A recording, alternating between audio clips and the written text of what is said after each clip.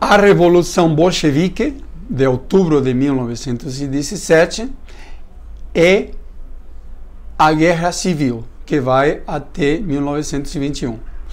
Um aspecto muito importante para caracterizar de maneira científica a Revolução de Outubro de 1917 é lembrar o contexto em que ela se desenvolveu. Quando acontece a Revolução, em outubro, 25 de outubro de 1917, o país passava, ainda estava participando da Primeira Guerra Mundial, que tinha deixado um saldo de muita destruição, de milhões de baixas. Se calculava em 4 milhões de baixas entre mortos e feridos. E a Revolução triunfa de uma maneira muito precária nos dois principais centros russos.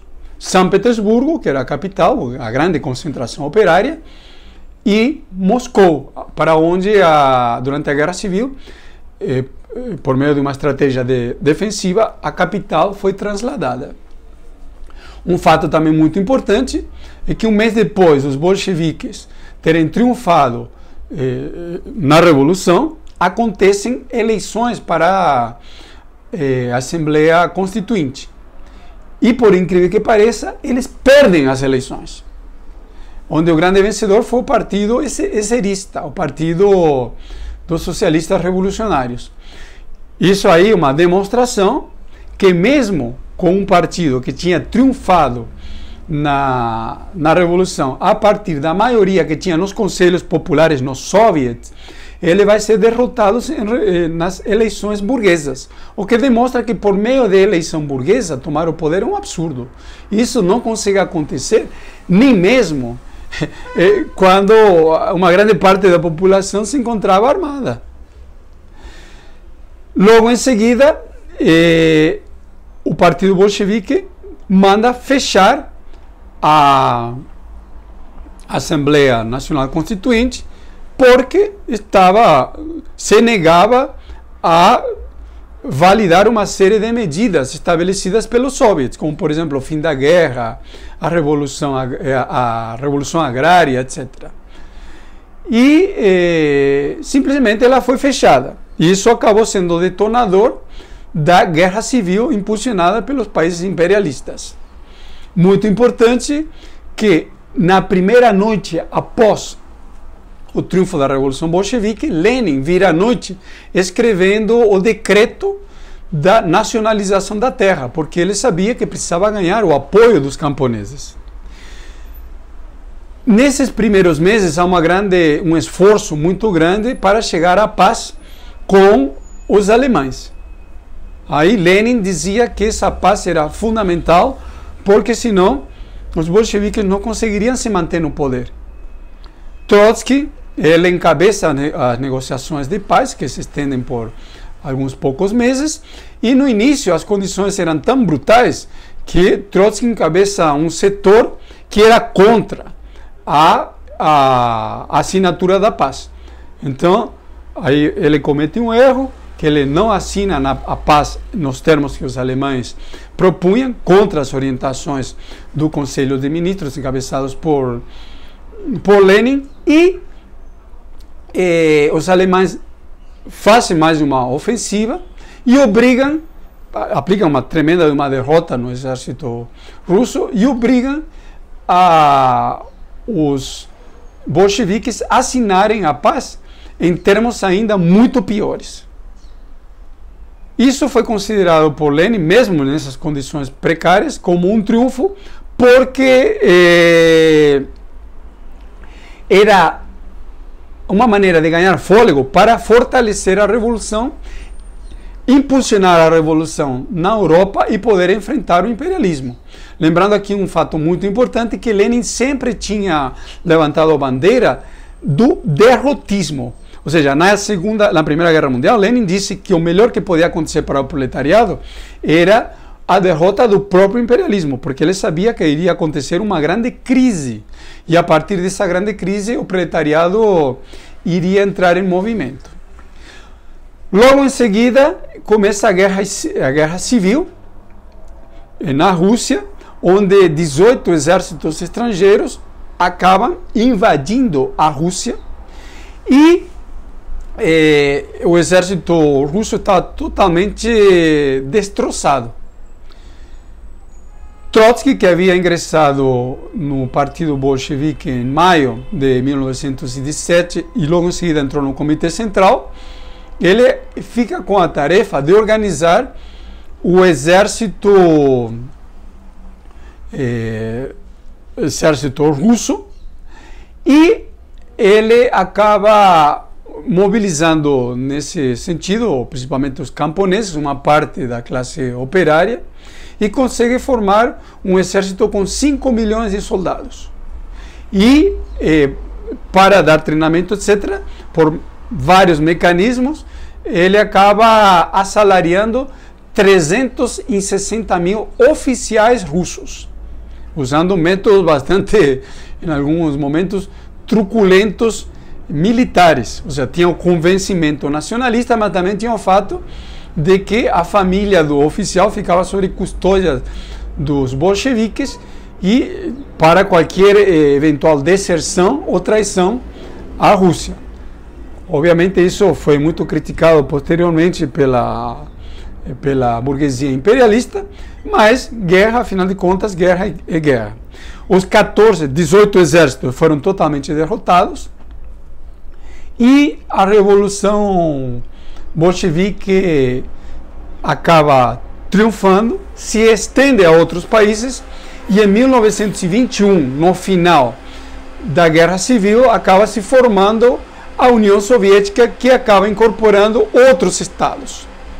Em 1819, temos a primeira revolução na Alemanha, que inclusive acontecerá logo em seguida, em cima da crise enorme provocada pela Primeira Guerra Mundial, mais 4 revoluções alemãs. E uma parte daquelas perdas territoriais os bolcheviques conseguem recuperar. Dentro dos países que entram na União Soviética, temos as 5 repúblicas da Ásia Central, que seria Turcomenistão, Cazaquistão, Quirguistão, etc. A Ucrânia, as repúblicas bálticas, uma parte delas, os países bálticos, o Cáucaso, Armênia, Azerbaijão, Geórgia, e o ponto fundamental é que as repúblicas soviéticas eram repúblicas extremamente atrasadas. E a própria Rússia, com a Primeira Guerra Mundial e a Guerra Civil, tinha ficado totalmente destroçada. Então, nesse momento muito importante, durante a guerra, até 1921, predominava a política chamada comunismo de guerra, onde os camponeses eram obrigados a contribuir a sustentar a guerra com o imposto de guerra. E com uma parte da produção eles ficavam para a subsistência. Isso criou uma crise grande. A crise econômica sempre gera uma crise política. Tinha levado uma crise enorme em 1920, que foi a questão da revolta dos marinheiros de Kronstadt, que é uma ilha, que em parte do ano uma ilha, fica do lado de São Petersburgo, um município vizinho chamado Kronstadt. E esses marinheiros, eles estiveram à frente da Revolução bolchevique, da Revolução de Fevereiro também, mas eles tinham se rebelado em cima da crise gerada pela guerra. E essa revolução, que foi liderada por anarquistas, acabou sendo enfrentada numa situação de guerra, encabeçada pelo próprio Lenin e Trotsky. Isso aí levou uma baita de uma crise com os anarquistas também, porque poderia ter levado à desestabilização geral do jovem governo soviético. Isso tudo se acentua de novo em 1921 a 1922, e a partir daí surge uma nova política que vai ser implantada na Rússia, chamada Nova Política Econômica, ou NEP, que dava para aos camponeses a possibilidade de que uma parte da produção fosse comercializada em feiras livres. Era um passo necessário para recuperar a economia na época, mas que deu lugar a uma crise enorme no Partido Bolchevique, que esteve na base também do fortalecimento da burocracia, etc., que nós vamos falar num outro vídeo. Mas o grande problema era que a economia precisava ser recuperada, porque a indústria estava totalmente devastada, as pontes, o número de mortos era enorme e a produção estava totalmente desmantelada.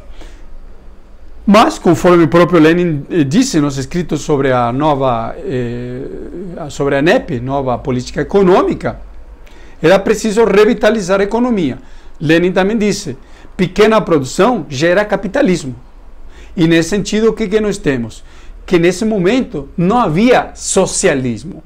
O que havia era o poder operário, a classe operária, principalmente pelo Partido Bolchevique, que tinha tomado o poder, se encontrava numa situação em que a democracia operária era muito frágil devido à necessidade de militarização do partido durante a guerra civil, e que existiam muitas distorções no momento. E capitalismo gera mais capitalismo, principalmente porque vai ter camponeses que vão se dar bem, camponeses que vão se dar mal. A partir daqui, o que nós temos é uma polêmica gigantesca que começa a aparecer no interior do Partido Comunista da União Soviética, na época, que começa a aparecer a partir de várias oposições sobre vários assuntos. Teve a questão dos sindicatos, onde houve uma grande polêmica entre Trotsky e Lenin, onde Trotsky era favorável à militarização dos sindicatos durante uma época e depois à estatização, que era uma política muito influenciada pela militarização a partir da guerra civil. Trotsky é derrotado nisso, depois ele reconhece o erro e prevalece a visão do Lenin de que os sindicatos serão organismos da democracia operária, junto com os soviets.